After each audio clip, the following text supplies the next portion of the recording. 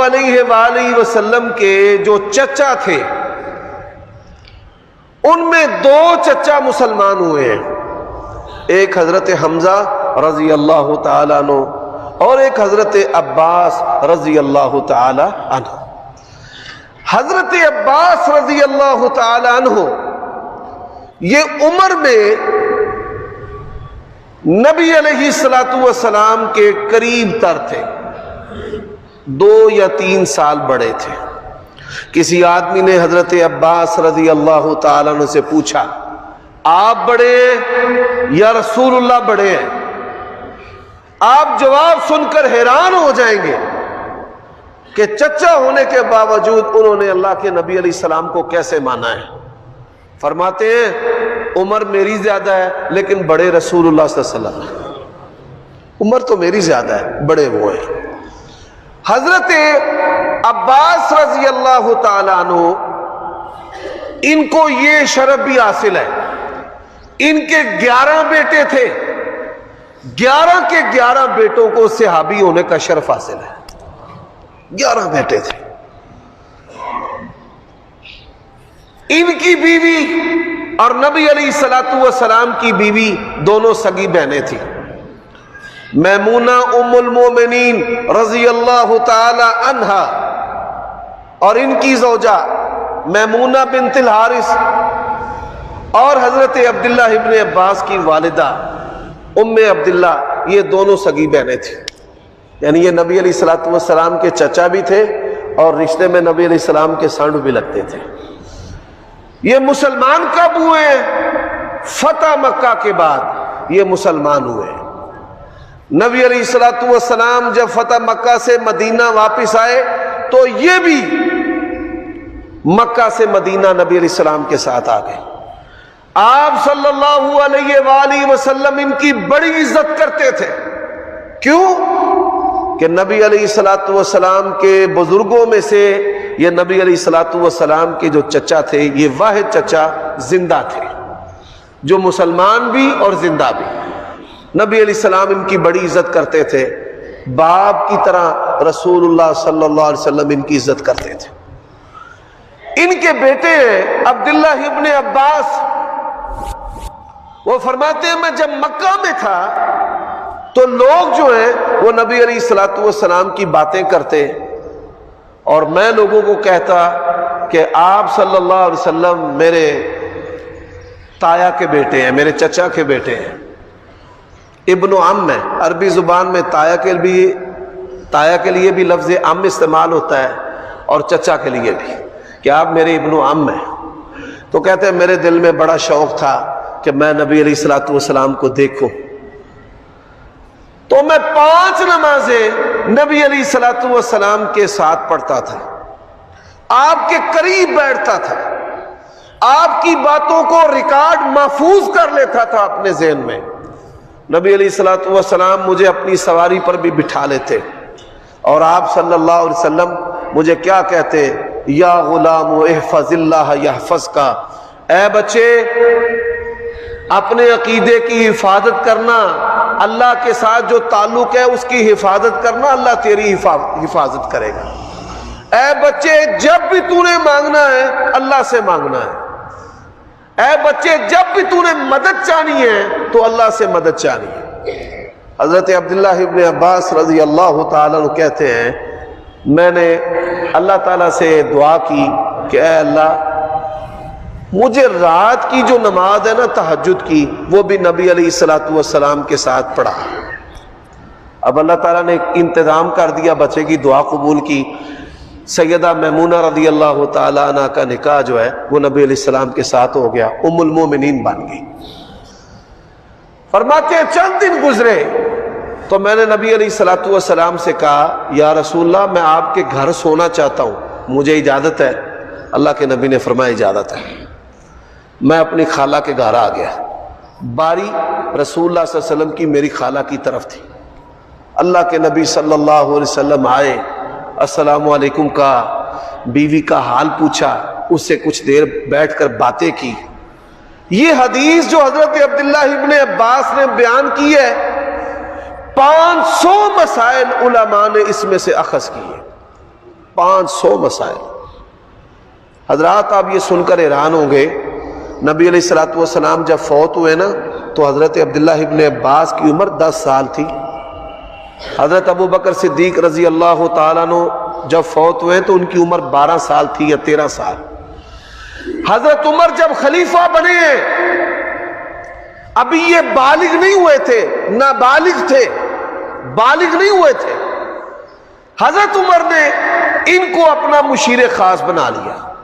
مشیر خاص، personal secretary بھائی جان، مشورہ کرنے کے لیے۔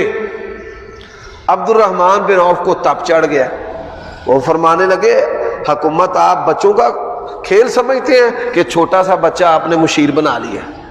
کیوں بنایا؟ سنیے، فرماتے ہیں جب میں اپنی خالہ کے گھر گیا، نبی علیہ الصلوۃ والسلام آئے، آپ نے پوچھا نام الغلیم، بچہ سو گیا ہے؟ تو فرماتے ہیں میں تو سیکھنے کے لیے آیا تھا، جاگنے کے لیے آیا تھا۔ فوراً میں نے اپنی آنکھیں بند کر دی۔ میری خالہ نے میرا چہرہ دیکھا تو کہا ہاں سو گئے۔ فرماتے میں سویا نہیں تھا۔ جو لوگ کہتے ہیں نا کہ فلاں کو بھی پوشیدہ چیزوں کا پتہ ہے، فلاں کو بھی پتہ ہے، اللہ کے لیے اپنا عقیدہ ٹھیک کر لو۔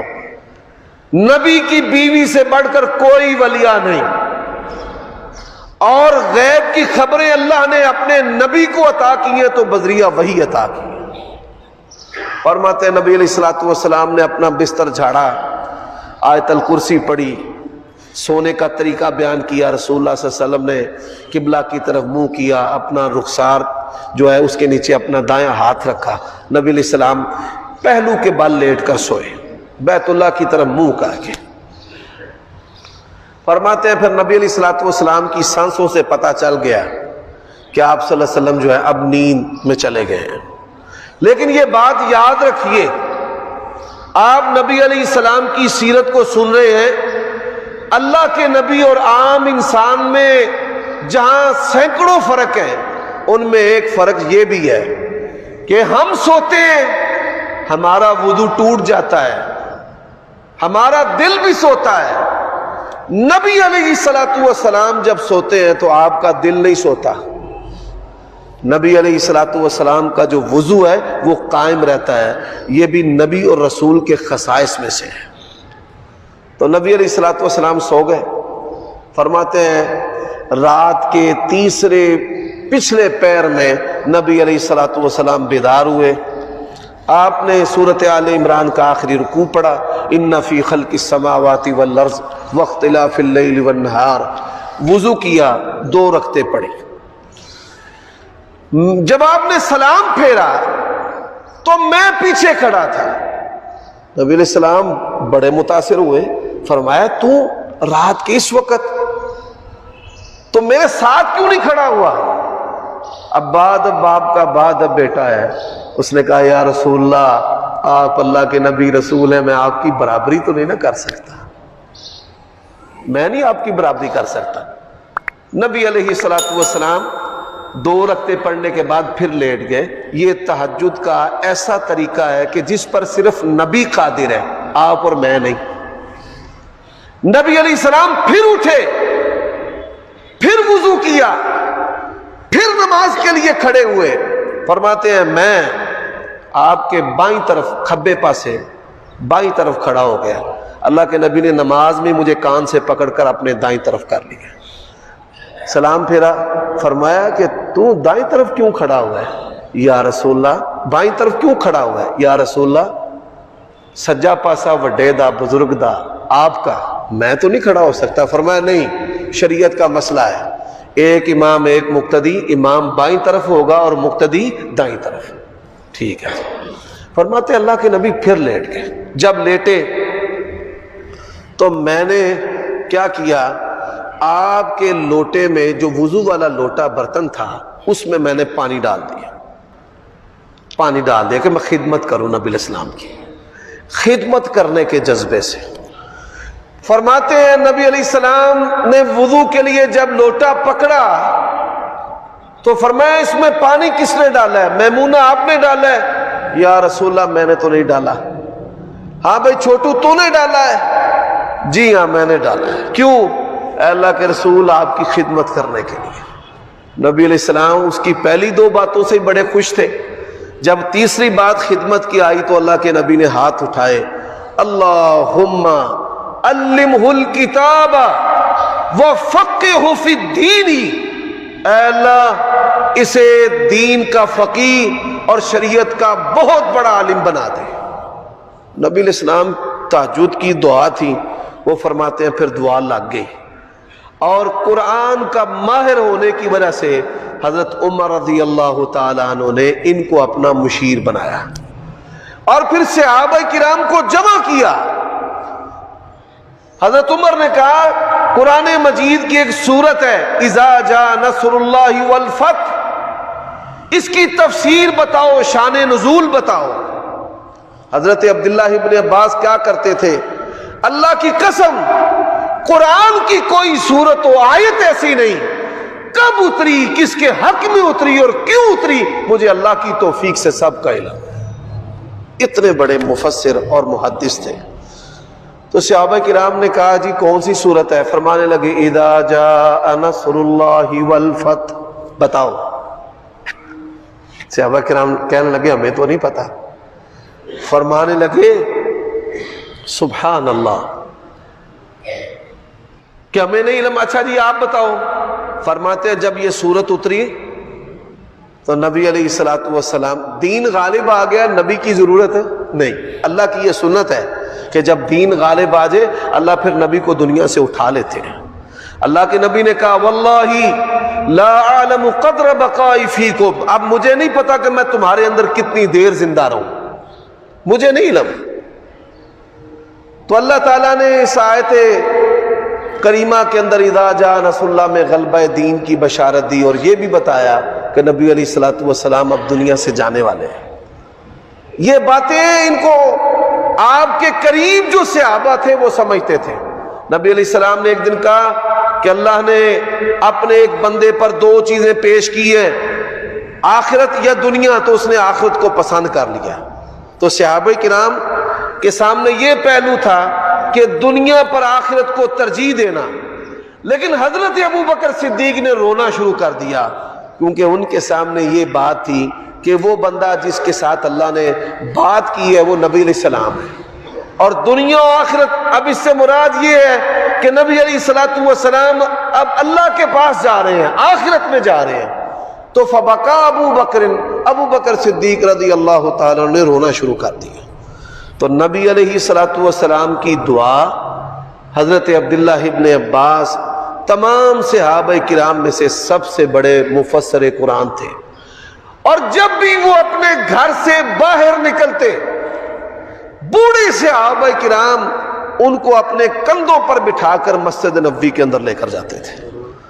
اور حضرت عبد الرحمن بن عوف کیسے عظیم انسان تھے, ہماری طرح نہیں کہ مشورہ قبول نہیں ہوا تو خواہ یہ رکھنی میں اس کا بیڑا غرق ہو تاکہ میرے مشورے کی قیمت کا پتہ چلے. اعوذ باللہ, مسلمان ہر حال میں مسلمان کا خیر خواہ ہوتا ہے, وہ مشورہ مانے یا نہ مانے.